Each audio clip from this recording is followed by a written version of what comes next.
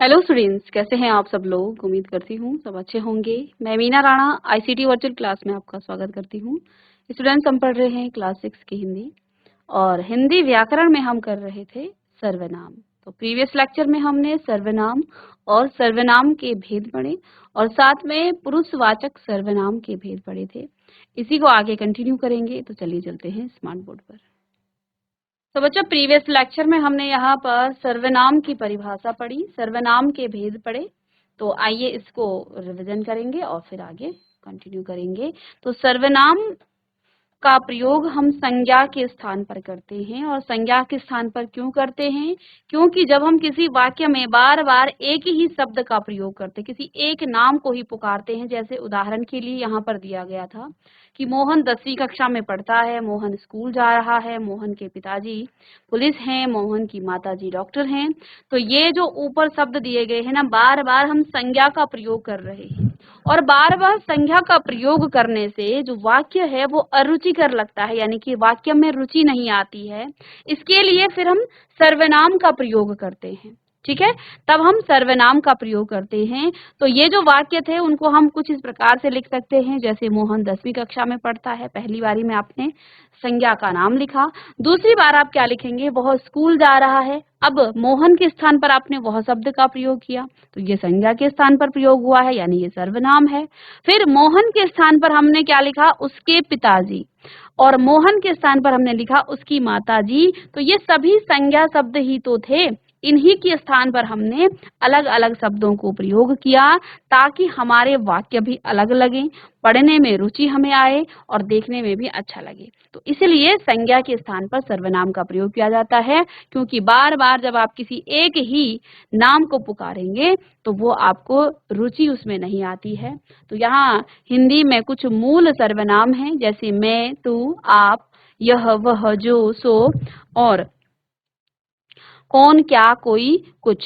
सर्वनाम के यहाँ पर भेद हमने पढ़े। तो प्रयोग की दृष्टि से सर्वनाम के छह भेद हैं। पुरुषवाचक सर्वनाम, निश्चयवाचक सर्वनाम जिसको आप संकेतवाचक सर्वनाम भी कहते हैं, अनिश्चयवाचक सर्वनाम, संबंधवाचक सर्वनाम, प्रश्नवाचक सर्वनाम, निजवाचक सर्वनाम। ठीक है, तो चलिए यहाँ पर सर्वनाम के कुछ भेद हैं। पुरुषवाचक मैं, तू, तुम, वह। निजवाचक में स्वयं, अपने आप, यह, वह, उसे, कोई, कुछ, जो, सो, जिसे, कौन, क्या। तो ये आपके सर्वनाम के कुछ भेद हैं। ठीक है, ये हमने कर लिए थे। और पुरुषवाचक सर्वनाम हम कर रहे थे। तो पुरुषवाचक सर्वनाम में भी हमने बताया था कि जहाँ वक्ता के लिए, श्रोता के लिए और किसी अन्य के लिए जिन शब्दों का प्रयोग किया जाता है तो वो आपका पुरुषवाचक सर्वनाम कहलाता है, जैसे मैं, तुम, वह आदि। उदाहरण, उसने मुझे बोला था कि तुम पढ़ रही हो। तो ये आपका क्या है? पुरुषवाचक सर्वनाम। और इस आधार पर, क्योंकि यहाँ पर 3 लोगों के लिए अलग अलग शब्दों का प्रयोग किया जाता है, तो 3 तरह से जो है हम पुरुषवाचक सर्वनाम में सर्वनाम का प्रयोग करते हैं, शब्दों का प्रयोग करते हैं। इसलिए सर्वनाम, पुरुषवाचक सर्वनाम के 3 भेद हैं, उत्तम पुरुष, मध्यम पुरुष और अन्य पुरुष। उत्तम पुरुष क्या होता है? वक्ता जिन शब्दों का प्रयोग अपने स्वयं या खुद के लिए करता है तो उसे हम उत्तम पुरुष कहते हैं, जैसे मैं, हम, मुझे, मैंने, मेरा। जैसा कि मैंने यहाँ और बताया था कि इसमें भी हम एक वचन और बहुवचन में, जब आप स्वयं एक वचन में होंगे, उत्तम पुरुष जो है वो एक वचन में होगा, तो मैं, मैंने, मुझे, मेरा, मेरी, ये एक वचन में है। और हम, हमें, हमारा, हमें, ये सब आपके क्या हो जाएंगे? बहुवचन में। फिर मध्यम पुरुष की हम बात करते हैं, तो जहाँ श्रोता के लिए जिन शब्दों का प्रयोग किया जाता है वह आपका मध्यम पुरुषवाचक सर्वनाम में आता है। और अन्य में जब सर्वनाम शब्द का प्रयोग वक्ता और श्रोता का संबंध ना होकर किसी अन्य के बारे में संबोधन करता है तो वह शब्द जो है अन्य पुरुषवाचक सर्वनाम में आता है। अब यहाँ पर हम बात कर रहे हैं उत्तम पुरुषवाचक सर्वनाम में। जैसा मैं आपको ऊपर भी बता चुकी हूँ कि उत्तम पुरुषवाचक सर्वनाम में भी आपका कारक होता है, एक वचन होगा और आपका बहुवचन होगा। तो एक वचन में आप लिखेंगे मैं और हम। आपने कारक पढ़े हैं तो कारक के भी आपने 8 भेद पढ़े थे, और नहीं पढ़े हैं तो हम आपको आगे कारक पढ़ाएंगे। तो कारक को आप छोड़ भी सकते हैं यहाँ पर, क्योंकि हमने अभी कारक नहीं पढ़ा है। तो कारक के बेटा यहाँ पर मुख्य रूप से 8 भेद होते हैं, जिसमें कर्ता कारक, कर्म कारक, संबंध कारक। तो यहाँ पर 3 प्रकार के कारकों का प्रयोग होता है एक वचन में। तो आप इस तरह से समझ लीजिएगा कि जो आपका उत्तम पुरुषवाचक सर्वनाम है उसमें भी एक वचन और बहुवचन में आप प्रयोग करते हैं। यानी कि वक्ता जो है कभी कभी क्या होगा, अकेला होगा, तो उस समय वो क्या प्रयोग करेगा, स्वयं के लिए मैं, मुझे, मुझको, मेरा, मेरे, इस तरह के शब्दों का प्रयोग करेगा। लेकिन वक्ता हो सकता है अपने साथ किसी और को भी वो क्या कर रहा है, जोड़ रहा है। तब क्या लिखेगा वो, हम, हमें, हमारा, हमारा और हमारे। तो हम में वक्ता भी आ जाता है और साथ में कुछ और जो लोग होते हैं वो भी उसमें जुड़ जाते हैं। तो लिख सकते हैं आप एक वचन, बहुवचन। एक वचन में मैं, मुझे, मुझको, मेरा, मेरे, हम, हमें, हमारा, या हमको, हमारा, हमारे।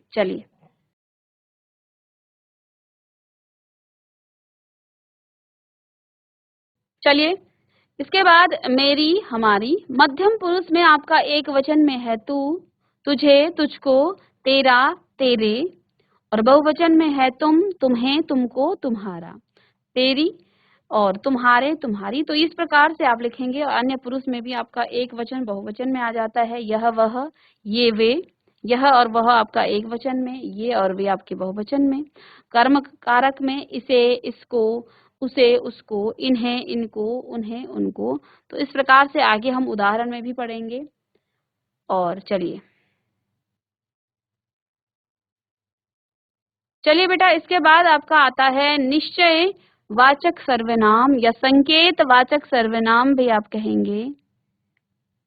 प्रेडिकेट प्रोनाउन, निश्चय वाचक या संकेत वाचक सर्वनाम, निश्चय वाचक या संकेत वाचक सर्वनाम।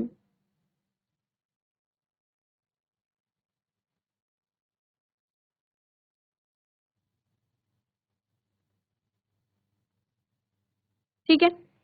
तो अब पहला जो भेद था वो था पुरुषवाचक सर्वनाम। पुरुषवाचक सर्वनाम भी 3 प्रकार के होते हैं, उत्तम पुरुष, मध्यम पुरुष और आपका अन्य पुरुष। उत्तम पुरुष में वक्ता के लिए जिन शब्दों, सर्वनाम शब्दों का प्रयोग किया जाता है वो उत्तम पुरुष में आता है। मध्यम में जिन सर्वनाम शब्दों का प्रयोग श्रोता के लिए किया जाता है तो वो मध्यम पुरुष में आता है।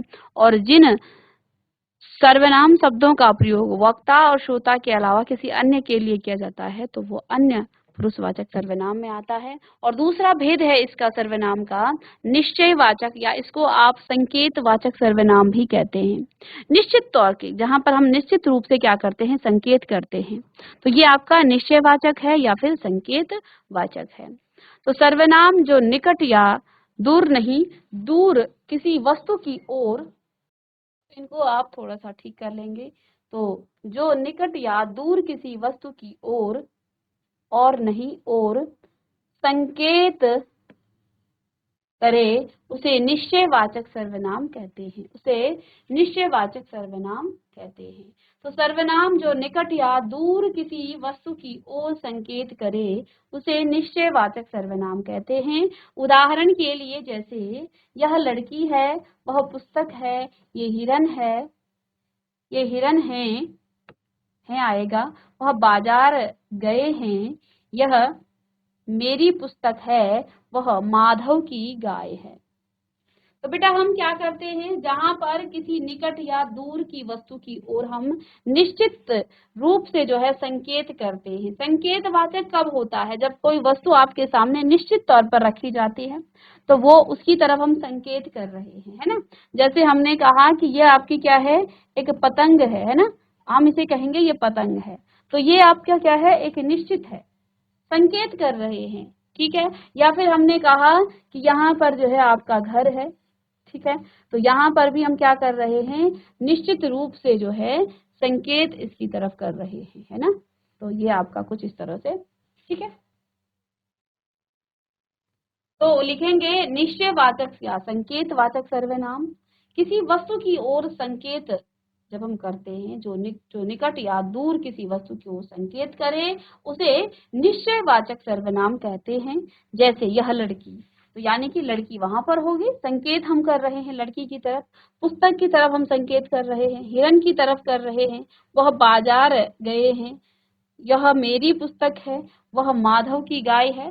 तो सभी चीजें किसी वस्तु या किसी व्यक्ति की तरफ ही क्या कर रही हैं, संकेत कर रही हैं। निश्चित तौर पर ये वस्तु और व्यक्ति उनके सामने हैं, या फिर जो है हम जो है उनकी तरफ संकेत कर रहे हैं। तो संकेत वाचक इसे लिख लीजिएगा आप, ये ज्यादा अच्छा रहेगा, संकेत वाचक सर्वनाम। चलिए,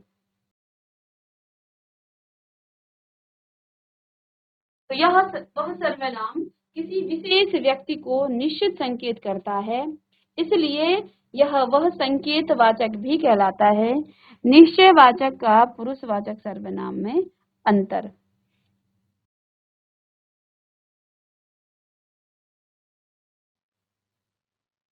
इतना लिख लीजिएगा।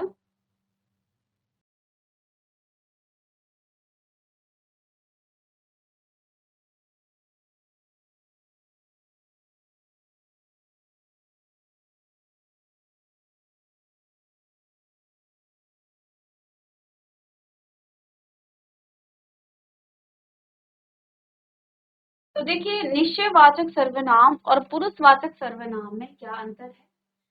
जैसे पुरुषवाचक सर्वनाम का उदाहरण है, राम मेरा मित्र है, वह दिल्ली में रहता है। राम मेरा मित्र है, वह दिल्ली में रहता है। तो देखिए, राम मेरा मित्र है, वह दिल्ली में रहता है, ये आपका मध्यम पुरुष या अन्य पुरुष में है। निश्चयवाचक सर्वनाम में देखिए, यह मेरी गाड़ी है, संकेत कर रहे हैं गाड़ी की तरफ, और वह राम की गाड़ी है।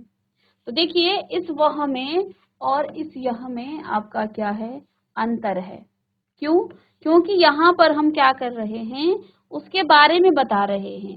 राम मेरा मित्र है। अब मैं ऐसे कहूँ आपसे, राम मेरा मित्र है, तो मैं किसी अन्य के पास कह रही होंगी, यानी कि यहाँ वक्ता और श्रोता जो है अलग अलग होंगे, और यहाँ हम बात कर रहे हैं किसी अन्य के जगह बारे में, है ना। तो हम राम के बारे में बात कर रहे हैं, लेकिन दो लोग आपस में।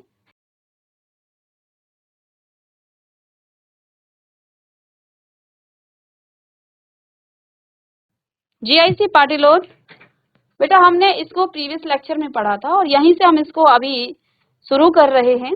चलिए, इससे पहले वाले लेक्चर में हम ये पढ़ चुके थे, और यहाँ से हम शुरू करेंगे। अगर आपको लिखना है, नोट करना है, तो मैं आपको पीछे करके बता देती हूँ, ठीक है।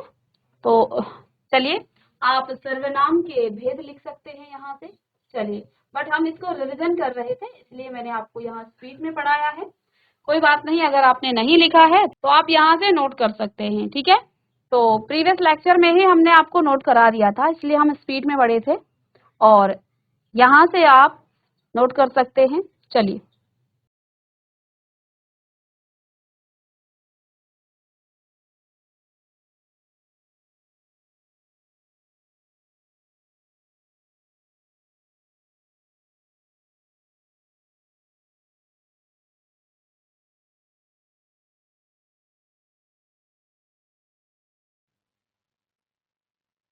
चलिए, तो हमने यहाँ पर आपको सर्वनाम के 6 भेद बताए थे। पहला भेद है पुरुषवाचक सर्वनाम, दूसरा है निश्चयवाचक सर्वनाम, जिसको आप संकेतवाचक सर्वनाम भी कहते हैं, अनिश्चयवाचक सर्वनाम, संबंधवाचक सर्वनाम, प्रश्नवाचक सर्वनाम, और निजवाचक सर्वनाम, ठीक है। प्रोनाउंस आप अंग्रेजी में भी पढ़ते हैं। पुरुषवाचक सर्वनाम, जिसको आप पर्सनल प्रोनाउन कहते हैं, निश्चयवाचक सर्वनाम, जिसे आप संकेतवाचक सर्वनाम कहते हैं, प्रेडिकेट प्रोनाउन कहते हैं, अनिश्चयवाचक सर्वनाम, इनडेफिनिट प्रोनाउन, संबंध रिलेटिव प्रोनाउन, प्रश्नवाचक इंट्रोगेटिव प्रोनाउन, और निजवाचक यानी रिफ्लेक्सिव प्रोनाउन। ये 6 भेद हैं सर्वनाम के। प्रीवियस लेक्चर में मैंने आपको इसको पढ़ाया था, और साथ में आप लोगों को नोट करने का समय भी दिया था, ठीक है। कोई बात नहीं, आपने नोट नहीं किया है तो यहाँ से आप नोट कर सकते हैं, ठीक है। इसलिए हम यहाँ पर स्पीड में गए थे, क्योंकि वो हम रिविजन पार्ट कर रहे हैं, ठीक है ना। चलिए, आपको समय दिया जाता है, और आप इस समय में लिखें, अपनी नोटबुक में आप नोट कीजिए।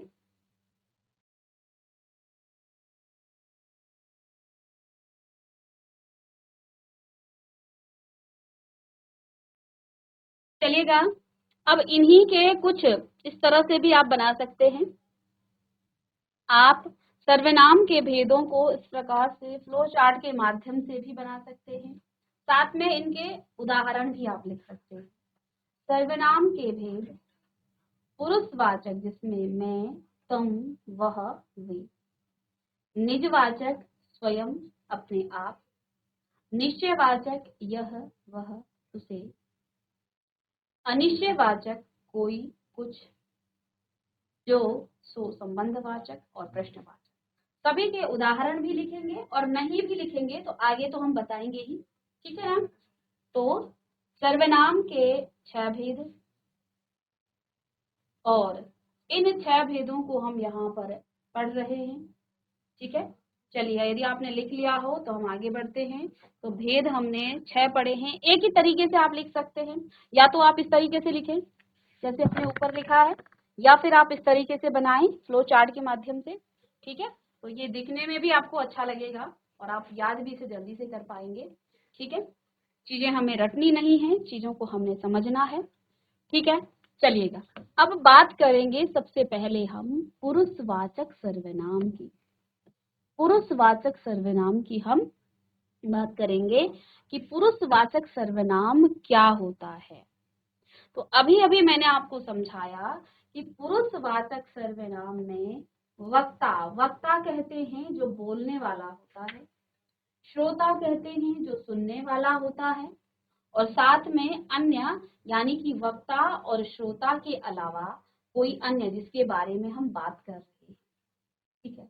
अब आपकी क्लास में क्लास 6 के बच्चे जैसे 2 बच्चे आपस में बात कर रहे हैं और आप किसी और के बारे में, जैसे आपने कहा कि मेरी बहन की जो हैंड राइटिंग है वो जो है बहुत सुंदर लिखती है, और आपकी बहन वहां पर नहीं है, लेकिन 2 फ्रेंड्स आपस में, 2 मित्र आपस में बात कर रहे हैं कि मेरी बहन बहुत अच्छा लिखती है, लेकिन आपकी बहन तो वहां मौजूद नहीं है। यानी कि जिसने अपनी बहन के बारे में बात की कि मेरी बहन बहुत अच्छा लिखती है, वो तो वक्ता हो गई, बोलने वाली हो गई। आप किसी और के पास तो बोल रहे होंगे। सपोज यहाँ पर आपका राहुल और आपका मोहित है, ठीक है। राहुल कह रहा है मोहित से कि मेरी बहन की जो हैंड राइटिंग है वो बहुत अच्छी है, और किससे कह रहा है? मोहित से कह रहा है। तो बेटा राहुल आपका क्या होगा? वक्ता होगा, और मोहित आपका क्या होगा? श्रोता होगा, ठीक है। मोहित आपका श्रोता होगा, और बहन जिसके बारे में राहुल बात कर रहा है ये आपकी अन्य होगी,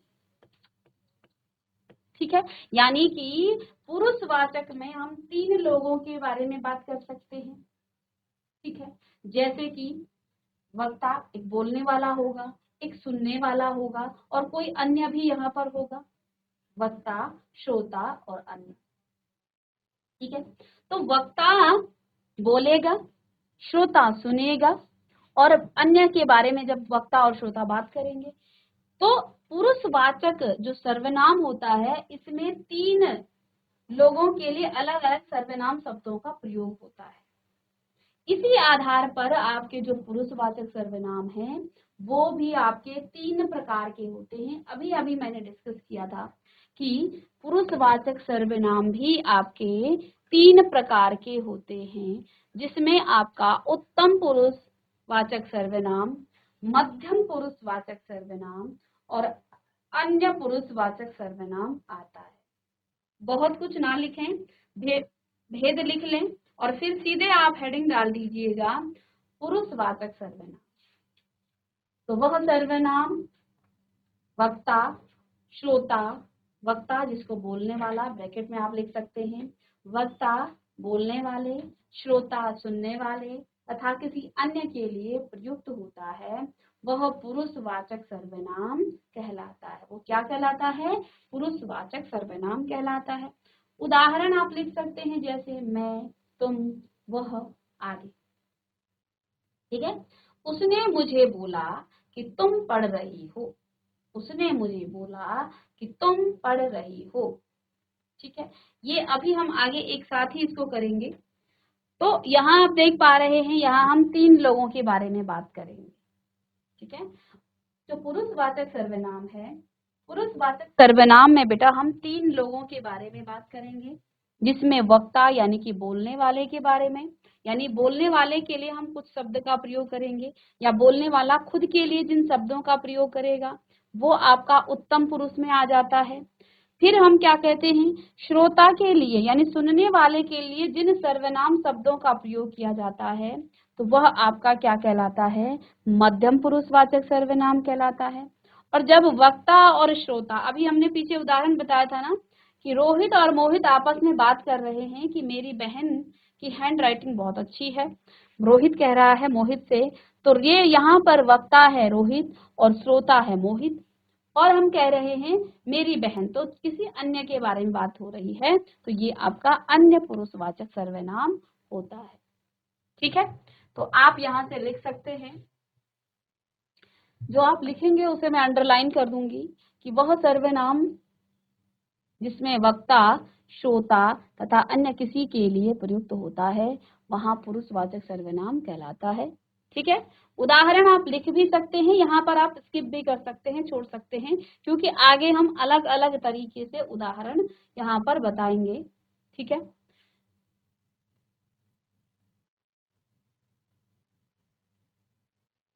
और सीधे आप लिखेंगे कि पुरुषवाचक सर्वनाम के भी 3 प्रकार हैं या 3 भेद हैं।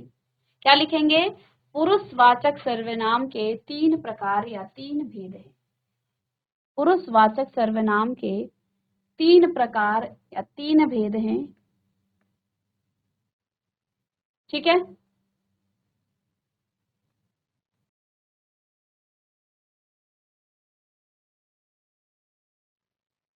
पहला लिखेंगे आप उत्तम पुरुषवाचक सर्वनाम, पहला लिखिएगा उत्तम पुरुषवाचक सर्वनाम।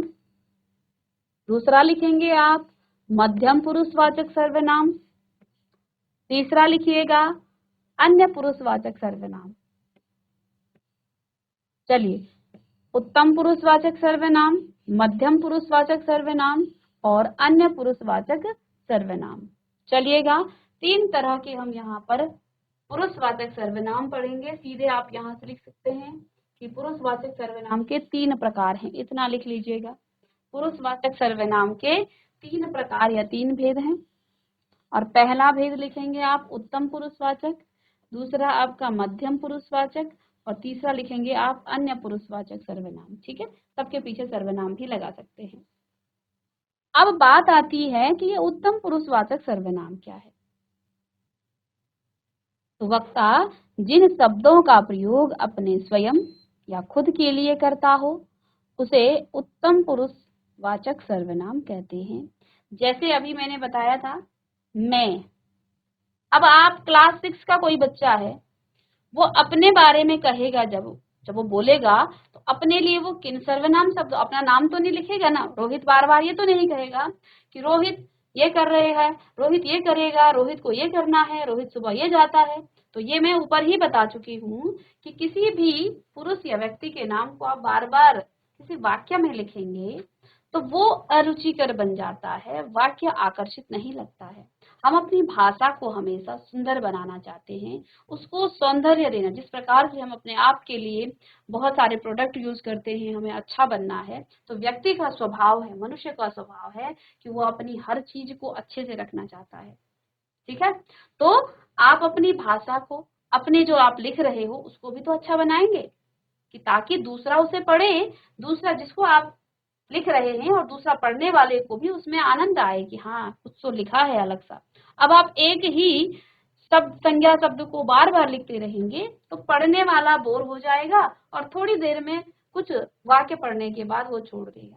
लेकिन जब आप सर्वनाम का प्रयोग करते हैं तो फिर अलग वाक्य लगेंगे और पढ़ने वाला आगे पढ़ेगा और वो रुचिकर भी बन जाता है। तो अब हम बात कर रहे थे पुरुषवाचक के 3 भेद हैं। उत्तम पुरुष में जो श्रोता है वो अपने लिए जिन शब्दों का प्रयोग करता है वो आपका उत्तम पुरुषवाचक सर्वनाम कहलाता है। जैसे जब कोई व्यक्ति बोलता है तो अपने लिए क्या कहेगा, वो मैं, मुझे, मेरा, है ना। और जब वो बहुवचन में होगा यानी अपने साथ वो किसी और को भी प्रयोग करेगा तो वो क्या कहेगा, हम, हमारा, इस तरह से। और मध्यम पुरुष में श्रोता यानी कि सुनने वाले के लिए जिन शब्दों का प्रयोग किया जाता है तो वह आपका मध्यम पुरुष होता है, जैसे तुम, तुमको, तुझे, आपको, इस तरह के शब्द। और अन्य में हम किसी और के लिए प्रयोग करते हैं, जैसे वह, यह, उसको, इन्हें, इसने, ये आपका किस में आ जाता है, अन्य पुरुषवाचक सर्वनाम में आ जाता है। चलिए नोट करेंगे इसे।